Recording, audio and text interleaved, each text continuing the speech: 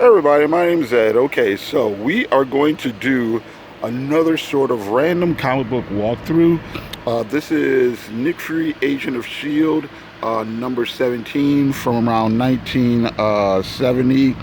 I believe these are reprints from Strange Tales 139 through 141. So I think it's 139, 140, and 141. Let's see here. So this cover, I think, is Marie Severin. Okay. Inside the Brave Die Hard. And this is Stan Lee, Jack Kirby, Joe Sinnott, and Artie Simek. This is an interesting thing because a lot of these older credits, they don't always credit the cover colorist. So from the 60s, you get the artist, writer, and letterer. But okay, anyway, moving on. It looks like Nick Fury's kind of floating in space here, and he's trying to hide the secret of the Brainosaur, right? And he sees something flying at him, and he realizes he's been captured by Hydra, and really he's hooked up to some sort of mind control machine, and they're kind of torturing him, trying to get him to trying to get him to talk.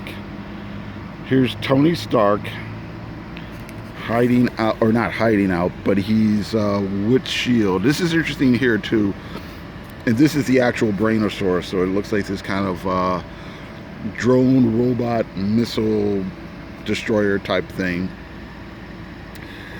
And Tony Stark's role in here, it's interesting because he's just there as a millionaire inventor. He doesn't do any Iron Man stuff, but it's pretty interesting to have him appear in the comic, like I said, using his other skills and abilities and whatnot. This is pretty interesting. This here is supposed to be Gabriel Jones. This is Dum Dum Dugan. This is kind of his Fury's sidekick. Gabriel Jones, another one of his crew. Gabriel Jones is supposed to be a black man. He's supposed to be African American, but on the interiors of this, he's been colored as a white man. So I think this is funny. I think that's an interesting thing going on there. I actually remember reading somewhere that this is something that used to happen more than a couple times in the Nick Fury and the Howling Commandos comics, where somebody kept coloring. They kept lightening up Gabriel Jones, and Stan Lee had to go yell at somebody at the production department or whatever. But anyway, okay, so here's Nick Fury. He's captured. They gave him some food, and then he opens the little packet, and basically when it's exposed to air, it fries up, it fries up the little meat so he can eat it or whatever. Here is this lady here. She is basically the daughter of the Supreme Hydra, and she has decided she's going to turn against her father and Hydra, and she's going to help Nick Fury escape. Here's where Nick uses the little compressed air food packets to set fire to his shirt, cause an explosion. He gets out. Here come the other S.H.I.E.L.D. agents. They're getting into a little spaceship so they can go find Fury. Now here's this meeting with some guys at some business corporation, Imperial Industries International. And basically, well, we'll get to that in a moment. And one of these guys, we find out one of these guys is actually the Supreme Hydra, right? So they find this little robot to go get Fury as he's trying to escape. Here come the S.H.I.E.L.D. guys. They decide they're going to send the Tiger Squad after him, all right? The end of Hydra next. Now here's a cover of Strange Tales 137. But this is what Gabriel Jones is supposed to look like. Gabe is supposed to be a black man here. He's supposed to be African American. So he's colored correctly on the cover, but on the interiors, For some reason, somebody didn't really understand what was going on, and I don't know, they covered him as a white man. It goes on throughout the comic, so it's not like a one-off mistake. But this cover looks like it's John Severin. I don't know about this one. Well, this one says it's John Severin. This one, I don't know. This might be Kirby inked by Severin. I don't know. It doesn't say. All right. Okay.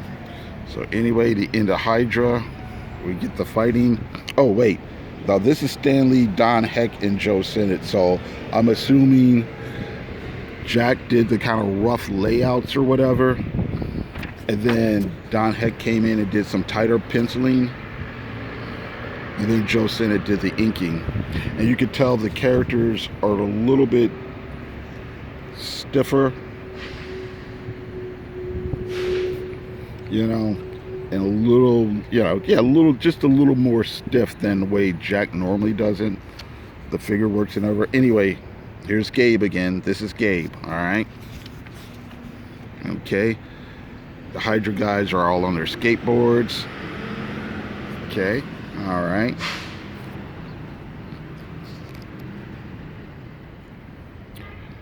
Anyways, Stark is going to go up in the Brainosaur. Only Stark could have designed a launch setup like this. All right. Okay. Ooh, little breeze happening. Okay, more fighting. The Apache maneuver. All right.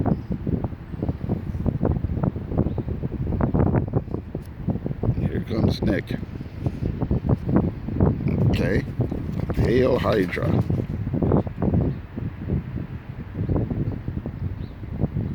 Alright, so here's Stark and the Brainosaur, and he's in space, and he dismantles the nuclear warhead that's floating around in space. We've beaten them. S.H.I.E.L.D. has won. Alright, the worldwide roundup of all known Hydra agents is underway this very moment.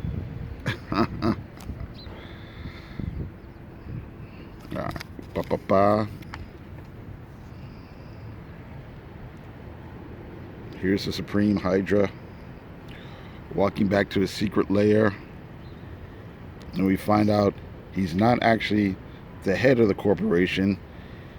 He's the corporate he's that guy's secretary or assistant. Alright, and he's about to press the self-destruct button. Alright.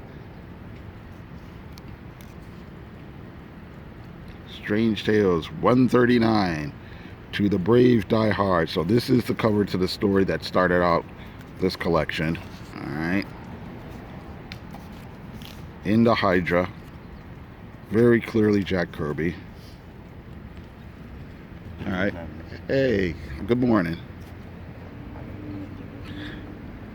Operation Brain Blast. Alrighty. Okay, so Stan Lee, Jack Kirby, inked by Frank Ray.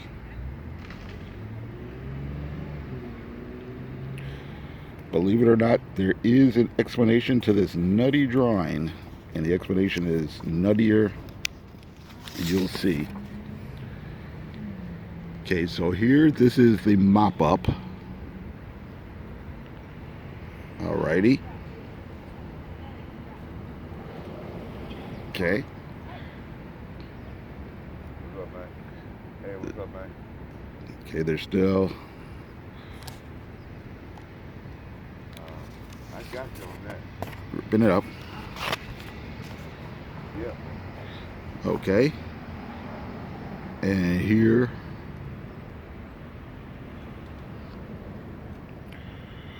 We see the Hydra guys, and they have found the secretary,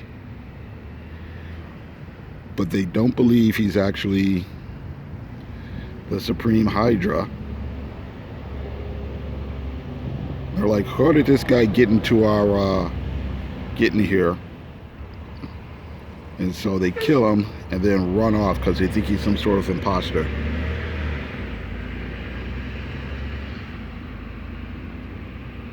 Okay, Okay, so meanwhile, Fury and the guys get there a little bit later. There's, whoa, Wendy. Okay, here's some gizmos. Some sort of anti-gravity boots are going on. And the other guys are like, hey, you can't be letting this woman walk around. And Fury's like, well, no, she's just going to show them how they work. And of course, he's really just giving her a chance to kind of escape because she helped him out. And Fury's like, just forget about it. And it's also interesting here too because he's kind of walking around with no shirt on. When did he lose his shirt? Yeah, he's got a t-shirt on here in the Don Heck episode. But here when Jack comes back, Fury's got no shirt on. Alrighty. Okay, so meanwhile, they've pretty much mopped up everything. And S.H.I.E.L.D. is doing some ESP experiments.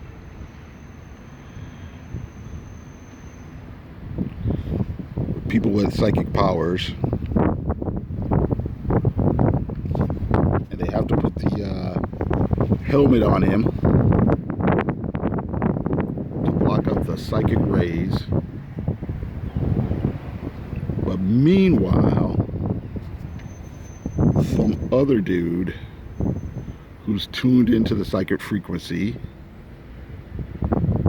has found out they have revived their experiments.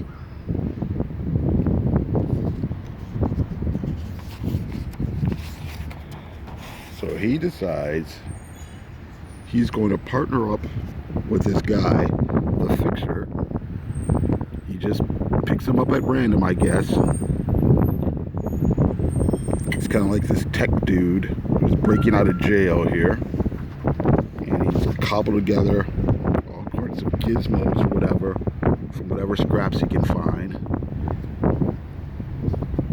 And now he's made his big escape.